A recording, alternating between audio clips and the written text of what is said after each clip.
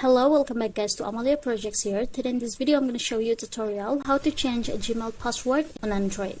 But before it, I hope you guys click subscribe and the bells button to support the channel. And without any further ado, let's get started to the video. Well guys, firstly here of course you just have to make sure that your phone is already connected to the internet. And now next step, open your Gmail application like this. If you want to change your password, just go ahead to your account here at the top right in the corner. Now go to this option which is manage your Google account. And after, in this page, go ahead to this Google password, just tap on it. Now you just have to enter your current password first. If you're done, tap on the next button here at the bottom.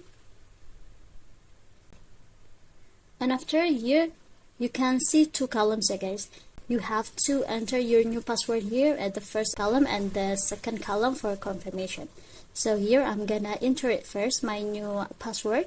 Now tap on the change password here at the bottom.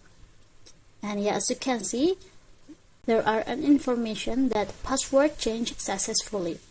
So yeah, I think it's enough guys, a tutorial from me how to change password in Gmail on Android. Thank you for watching this video. Don't forget to leave your like and comments below, and I'll see you soon on the next one. Goodbye.